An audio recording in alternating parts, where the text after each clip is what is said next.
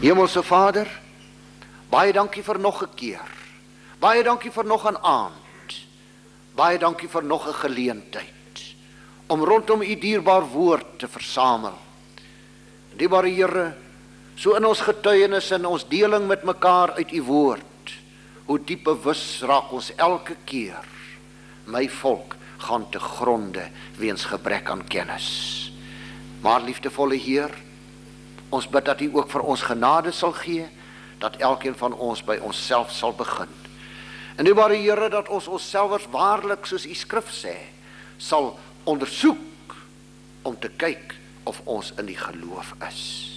Kom seën ons dan ook vanaand, dierbare Here, en gee ons genade, dat ook ons wat die hand aan die ploeg geslaan het, nie agtertoe sal kyk nie, maar Here die akker klaar sal ploeg, sodat die oes gesaai kan word. Ons bid dit in Jesus naam. Amen. Prys die Here. Ja, waarlik my broer en suster, en dis wat ek vanaand met u oor wil praat. Die opskrif van my boodskap is tot die einde toe.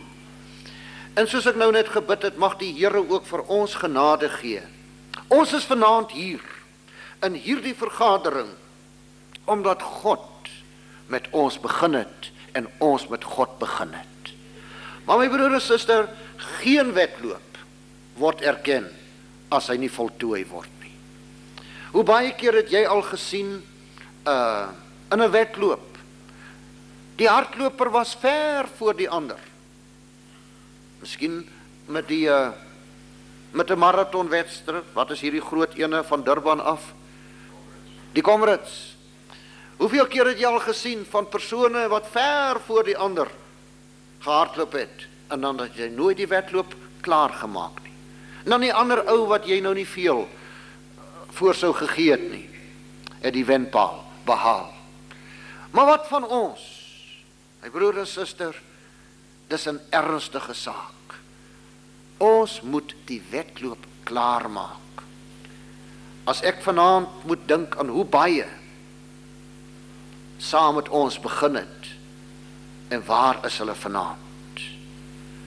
Mag die Here genade gee, dat hulle tog maar weer sal opstaan, daar waar hulle gaan lê het. Maar kom ons begin eers met ons skriflesing. En ons lees uit Johannes hoofstuk 13, en ons begin by die eerste vers. Johannes hoofstuk 13 vanaf vers 1. Voorlesing uit die ou vertaling. En voor die fees van die Pasga het Jesus, omdat hy wis dat sy uur gekom het, dat hy uit hierdie wêreld sou oorgaan na die Vader, en omdat hy sy eie mense in die wêreld liefgehad het, hulle liefgehad tot die einde toe. En gedurende die maaltyd, die duiwel het dit al in die hart van Judas Iskariot, die seun van Simon, ingegee om hom te verraai, het Jesus, omdat hy wist dat die Vader alles in sy hande gegee het, en dat hy van God uitgegaan het, en na God heen gaan, van die maaltyd opgestaan, en sy boekleed uitgetrek, en 'n doek geneem, en dit om hom vasgemaak. Daarna het hy water in 'n bak gegooi, en het begin om die voete van die disippels te was, en af te droog met die doek wat hy omgehad het. Hy kom toe by Simon Petrus, en die sê vir hom, Here, gaan u my die voete was? Jesus antwoord en sê vir hom, wat ek doen, begryp jy nou nie, maar jy sal dit hierna verstaan. Petrus sê vir hom, u sal my voete in der ewigheid nie was nie.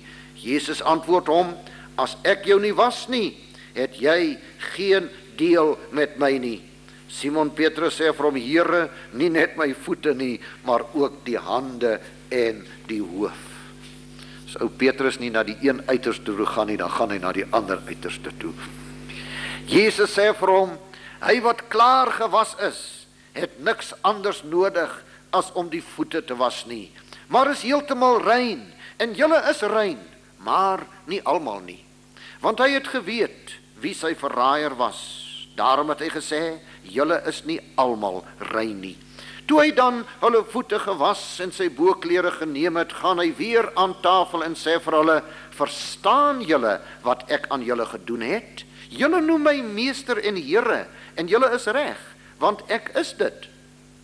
As ek dan, die Here en die meester, julle voete gewas het, is julle ook verplig om mekaar se voete te was. Want ek het julle 'n voorbeeld gegee om, net soos ek aan julle gedoen het, ook so te doen. Voorwaar, ek sê vir julle, 'n slaaf is nie groter as sy heer nie, en 'n gesant is ook nie groter as die een wat hom gestuur het nie. As julle hierdie dinge weet, salig is julle as julle dit doen. Ek spreek nie van julle almal nie, ek weet wie ek uitverkies het. Maar dat die skrif kan vervul word. Hy wat saam met my brood eet, het sy hakskeen teen my opgelig. Van nou af sê ek dit vir julle voordat dit gebeur, sodat wanneer dit gebeur, julle kan glo dat dit ek is. Voorwaar, ek sê vir julle, wie iemand ontvang wat ek stuur, ontvang my. En wie my ontvang hom wat my gestuur het. Ons lees tot daar, mag die Here daardie gedeelte in ons harte seën. My broer en suster, my teksvers is die eerste vers. Vers 1. Ons lees dit weer. En voor die fees van die Pasga het Jesus, omdat hy wis dat sy uur gekom het, dat hy uit hierdie wêreld sou oorgaan na die Vader, en omdat hy sy eie mense in die wêreld liefgehad het, hulle liefgehad tot die einde toe. Hy het hulle liefgehad tot die einde toe. En dit is wat my aangegryp het, toe ek dit gelees het, en die Here vir my hierdie boodskap op die hart gelê het. Hy het hulle liefgehad tot die einde toe.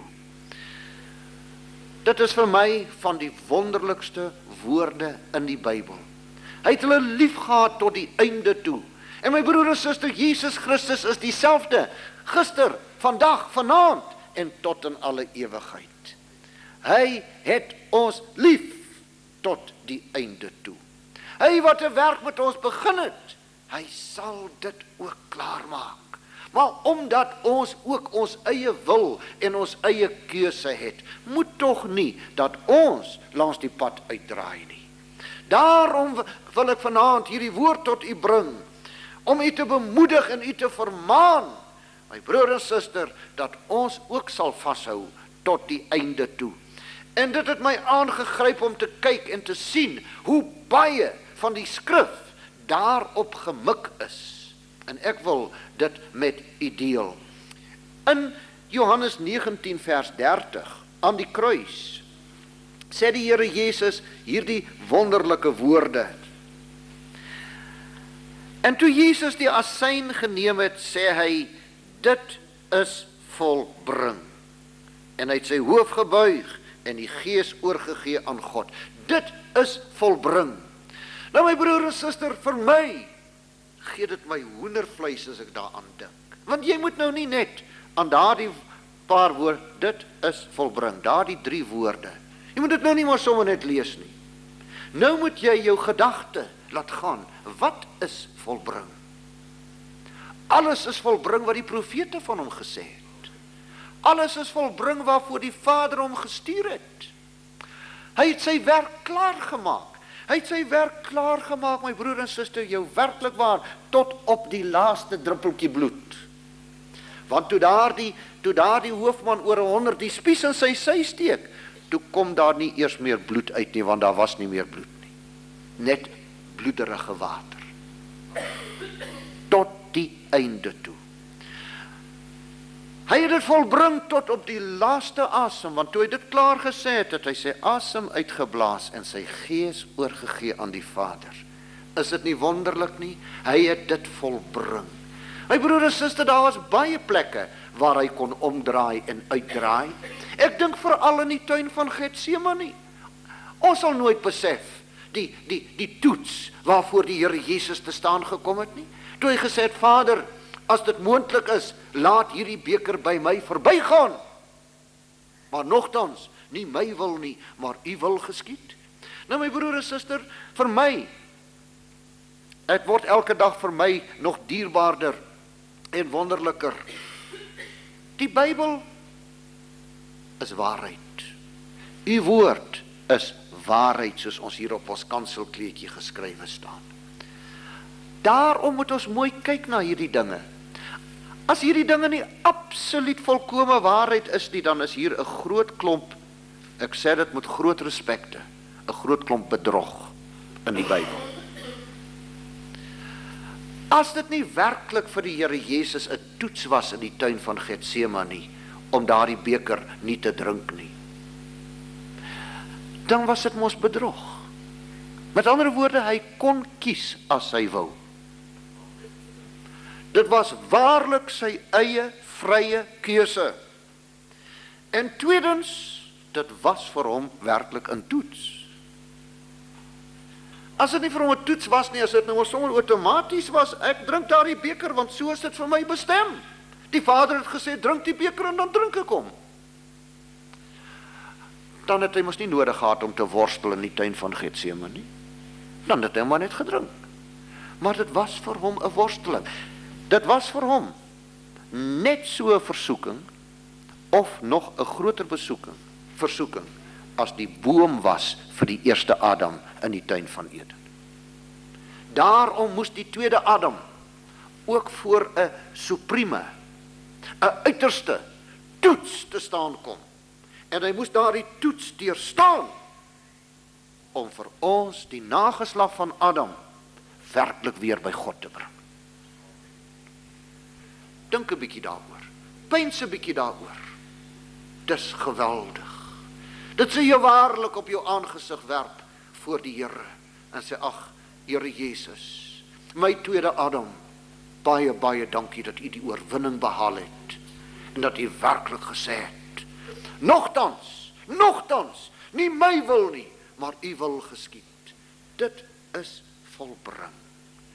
Tot die einde toe. Hy het die pad geloop, my broer en suster. Hy het die prys betaal. Sal ek dan as sy volgeling en as sy disipel, sal ek dan nie ook sê, Here, ek sal ook in u spore loop, met u krag en met u genade. Sê die duiwel nie baie keer vir jou, ag man, gee maar op. Ag, hou maar net hier op. Ag, gaan sit by die huis. Draai uit langs die pad. Jy kan nie vir God dien nie. Kyk wat maak hierdie een, kyk wat maak daarin, kyk wat gebeur in die kerk. Waar ook al, my broer en suster, u moet onthou, om vir u te laat uitdraai, sal vir u altyd ook 'n uiterste toets wees. Jy moet daardie toets deurstaan tot die einde toe. Want hy wat volhard tot die einde toe, hy sal gered word. Maar kyk nou na sy wonderlike beloftes. In Matteus 28, in sy opstandingsheerlikheid, daar waar sy disippels hom ontmoet het, volgens hulle afspraak met mekaar.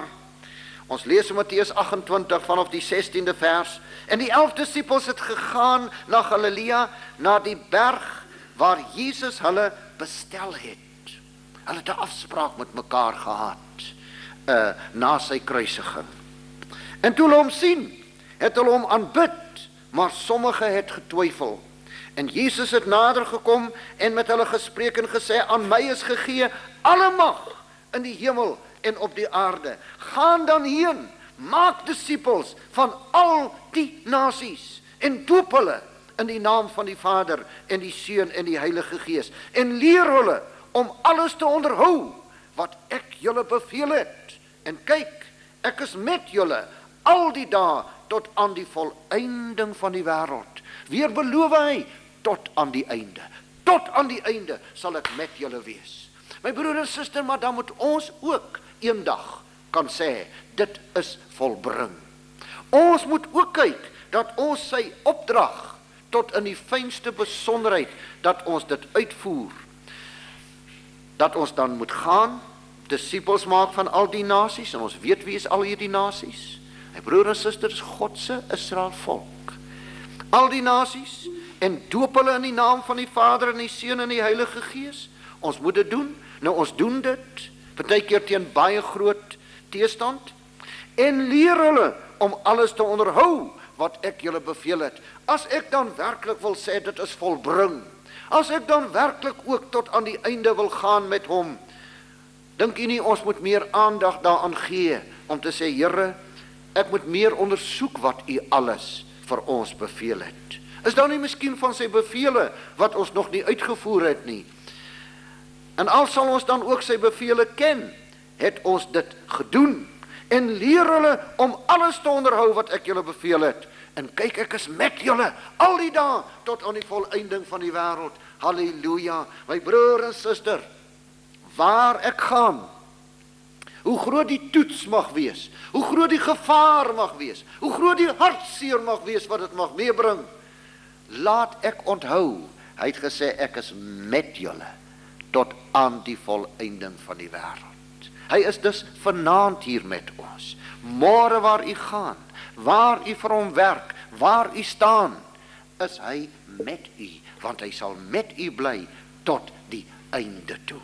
O, hy is 'n God wat sy woord waar maak tot die einde toe, wat alles volbring wat hy beloof het.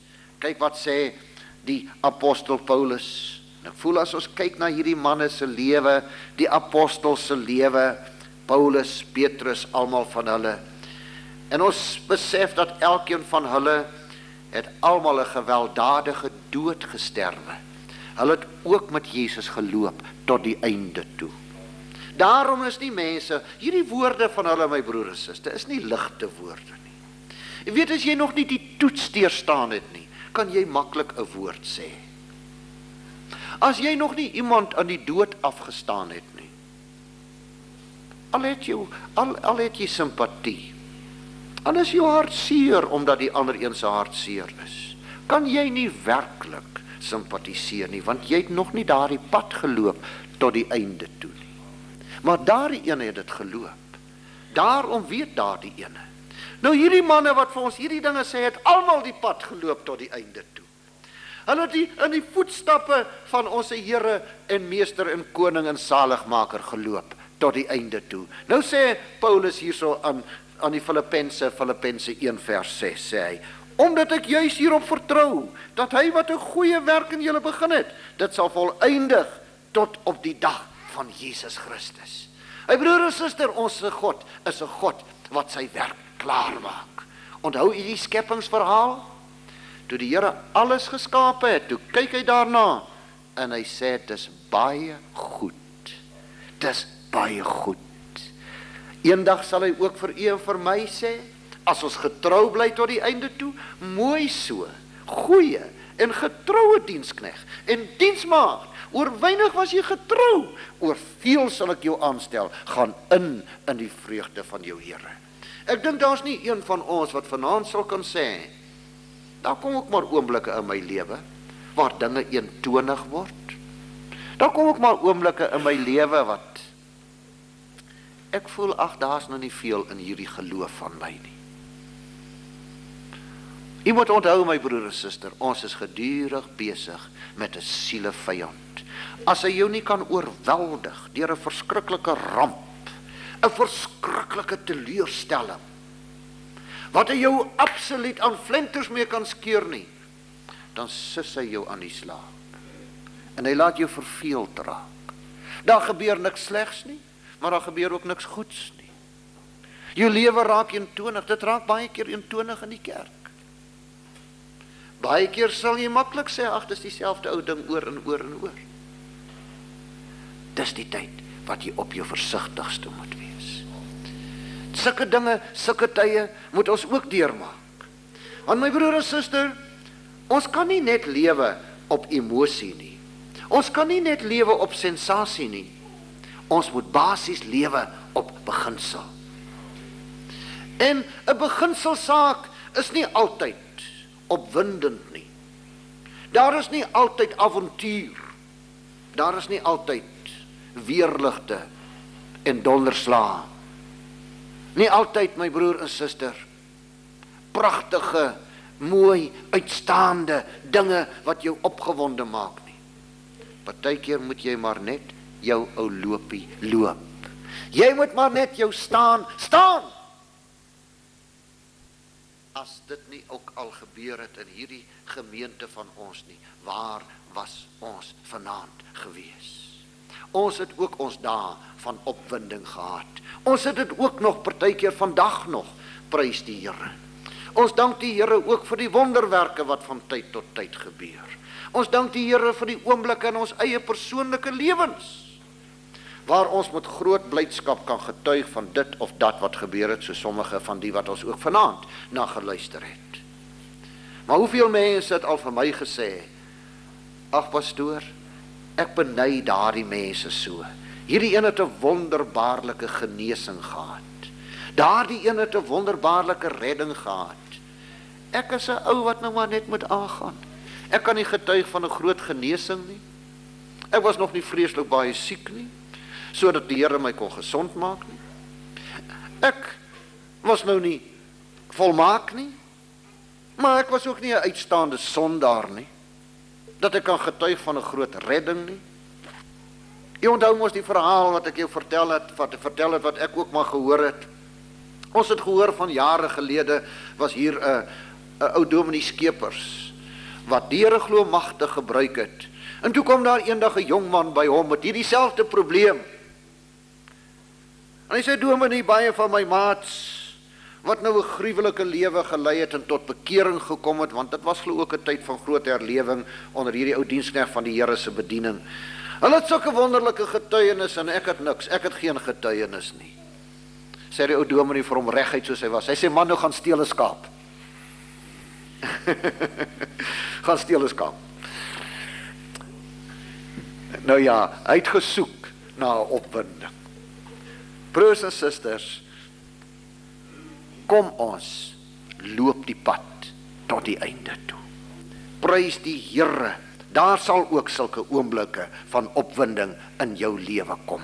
Hierdie selfde apostel Paulus sê hier in sy tweede brief aan Timoteus in die 1ste hoofstuk, in die 12de vers, sê hy, om hierdie rede ly ek ook hierdie dinge, maar ek skaam my nie, want ek weet in wie ek geglo het, en ek is oortuig dat hy mag het om my pand te bewaar tot die dag toe.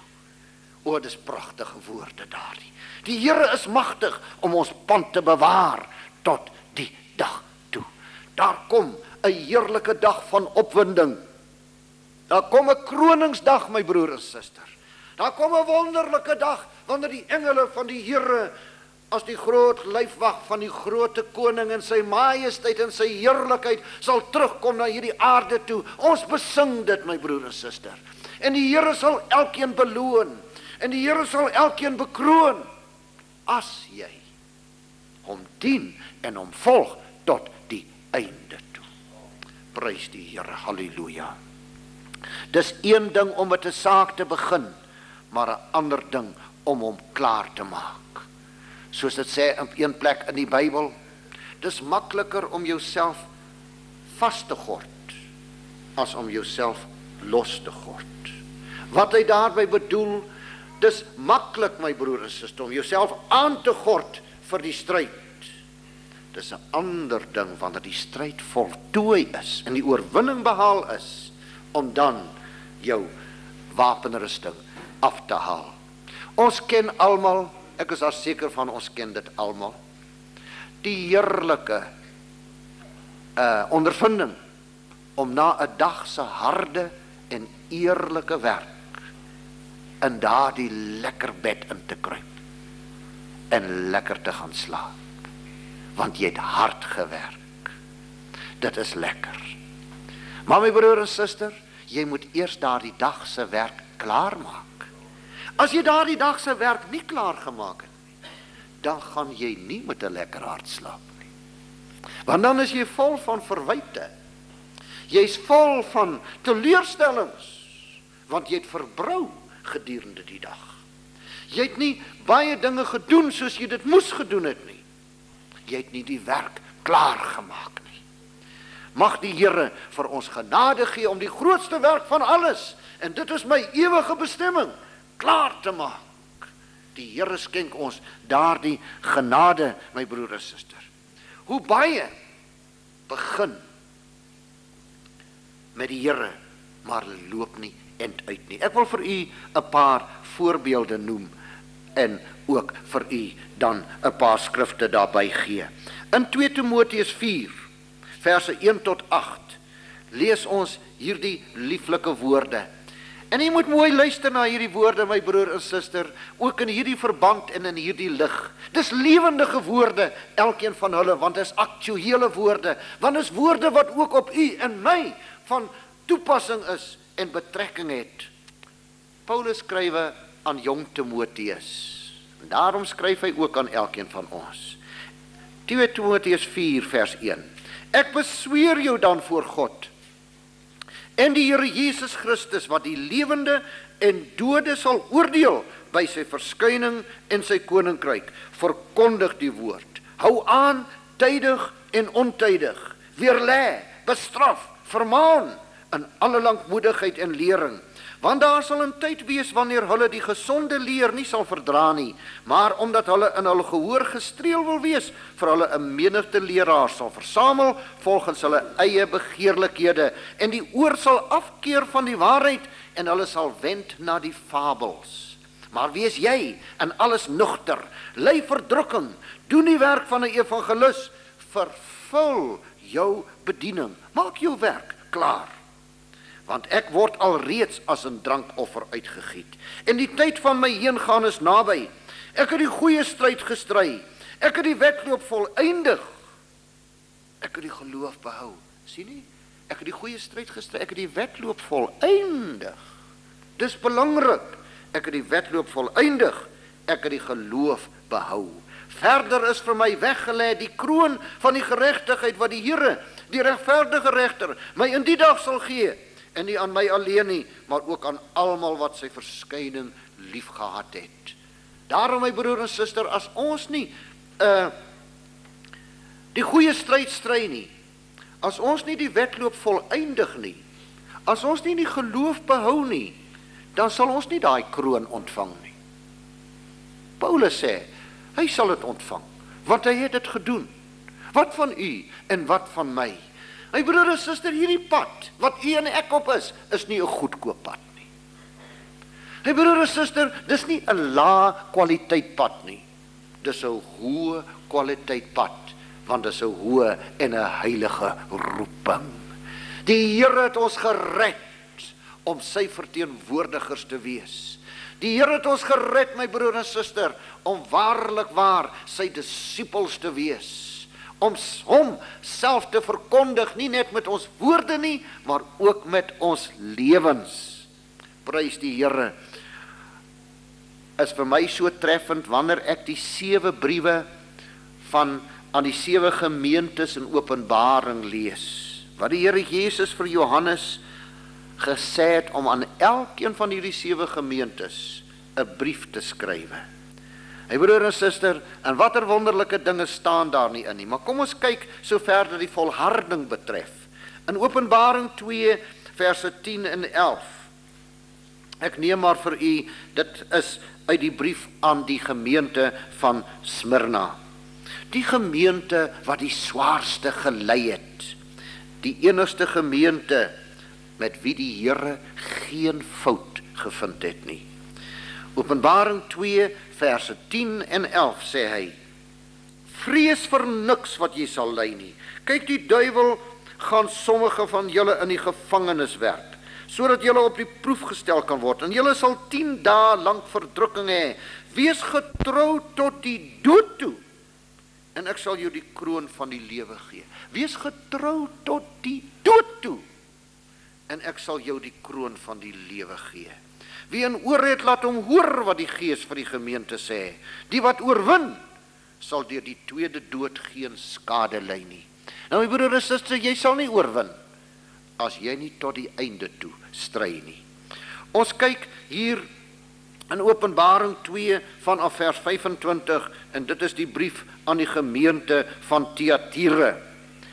Hou maar net vas wat julle het, totdat ek kom. Hou vas wat julle het, totdat ek kom. Hoe maklik laat ons los, my broer en suster. Hoe maklik verslap ons. En dit kan in 'n oomblik van verslapping wees dat die Here sal kom. Wat 'n verskriklike verleentheid sal dit nie wees vir ons nie. Ons moet vashou wat ons het, totdat hy kom. En aan hom wat oorwin, jy kan alleen oorwin as jy tot die einde toe volhard. En aan hom wat oorwin in my werke tot die einde toe bewaar, sal ek mag oor die nasies gee. Ons praat so maklik. Ons glo in hierdie gemeente, my broer en suster. Ons glo dat die Here vir Abraham beloof het, dat hy en sy nageslag, dat hulle die wêreld sal regeer. Ons glo, my broer en suster, dat ons nog saam met die Here Jesus gaan regeer. Maar ons sal nie saam met hom regeer, as ons nie getrou bly tot die einde toe nie. En aan hom wat oorwin in my werke tot die einde toe bewaar, sal ek mag oor die nasies gee. Alleen die wat sy werke tot die einde toe bewaar, sal hy mag oor die nasies gee. En hy sal hulle regeer met 'n ysterstaf soos erdegoed, word hulle verbrysel, net soos ek van my Vader ontvang het, en ek sal hom die môre ster gee. Wie 'n oor het, laat hom hoor wat die Gees vir die gemeente sê. My broer en suster, ons moet ons oog hou op die dag van beloning. Wie van ons is nie lief vir 'n beloning nie? Wie van ons is nie lief vir 'n erkenning nie? Almal van ons is lief vir 'n beloning. Almal van ons is lief vir 'n erkenning. Maar ek sê weer vir u geliefdes, in die ou eentonigheid van die alledaagse lewe, by my werk, in die dienste miskien, in die biduur, of waar ook al, geliefdes, en die duiwel vir jou so maklik sê, ag nou wat, hier gaan niks aan nie, en jy raak aan die slaap, en jy raak dood, en jy volhard nie tot die einde toe nie. Want jy het nie jou oog ook op die beloning, jy het nie jou oog op die kroningsdag, daardie heerlike dag, waar die Here vir ons die môre ster sal gee nie. Ek voel ons het nie genoeg van God se beloftes in ons hart en in ons visie waarna ons kyk nie. Ons het nie genoeg iets waarna ons streef nie, want ons glo dit nie genoeg nie. Die skoolier op skool het sy oog op daardie eindeksamen. Dieselfde met die student. Of wat jy ook al studeer, die vakleerling of wat ook al, jy het jou oog op daardie dag, wanneer jy jou sertifikaat kry. Dis jou beloning, dis waarna jy strewe. Maar ons, my broer en suster, ons verloor daardie strewe en daardie uitkyk so maklik. En ons raak 'n volk, ons raak individue sonder 'n visie. Ek glo die wêreld en ek self en die Here moet altyd daardie ver uitkyk in my oë hê. Sien, die oog gefestig op Jesus, die leidsman en die volëinder van my geloof. My broer en suster, ons het mos 'n wonderlike toekoms. Ons het 'n heerlike bestemming. Ons het 'n heerlike dag, wanneer die bruidegom kom, om saam met hom te regeer. Ons sê dit elke dag, elke Sondag, wanneer ons hier aan die nagmaalstafel sit, verkondig ons sy dood, totdat hy kom.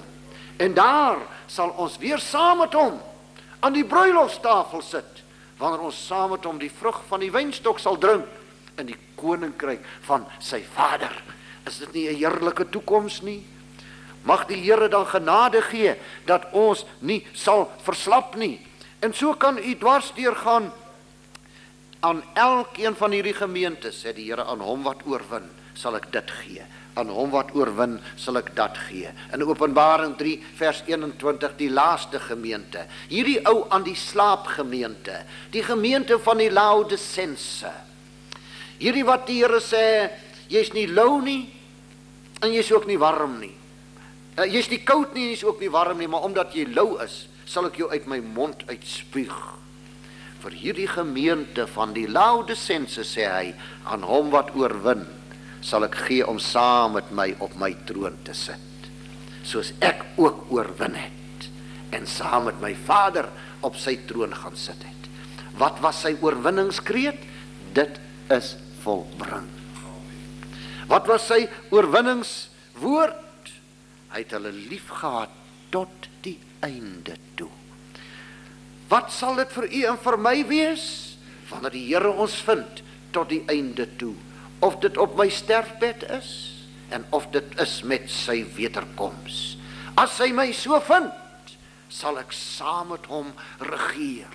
Sal dit nie heerlik en wonderlik wees nie? Hey broer en suster, ek raak opgewonde tot in die diepste van my wese, want ek sê, Here, ek wil nog op hierdie aarde, wil ek 'n volmaakte administrasie sien. Veral in hierdie verskriklike tyd, hierdie tyd van korrupsie, hierdie tyd, my broer en suster, wat dit vandag lyk, asof hulle enige plan maak, solank as hulle net vrede kan kry. Hierdie een tevrede stel, daardie ene omkoop, hierdie stelsel inbring, en hoe meer hulle dit inbring, hoe slegter word dit. O, wat 'n vreeslike ou wêreld lewe ons nie in nie. Dis 'n swaar kry wêreld, my broer en suster. Dis 'n onvolmaakte wêreld. Wat 'n heerlike dag gaan dit nie wees, wanneer al die trane afgedroog is, en die koning self hier regeer, en geregtigheid sal geskied. Wanneer die klimaat herstel is, die plante is herstel, die volkere is onder beheer, en ek het die voorreg om saam met my koning te regeer. Is dit nie 'n heerlike dag nie? Maar ek sal dit nie kry, as ek nie volhard tot die einde toe nie. As ek nie werklik vasstaan tot daardie heerlike en wonderlike dag nie. Kom ons kyk na 'n paar tragiese gevalle. Dit tref my diep in my hart. Ek sal maar die Ou Testament vir 'n oombliekie wat dit betref, daar is baie sulke voorbeelde. Maar kom ons kyk na 'n paar in die Nuwe Testament. Kom ons kyk na 2 Timoteus 1 vers 15. 2 Timoteus 1 vers 15. Jy weet dit. Dis nou Paulus wat aan Timoteus skrywe. Kyk of u ook die hartseer in sy stem kan hoor.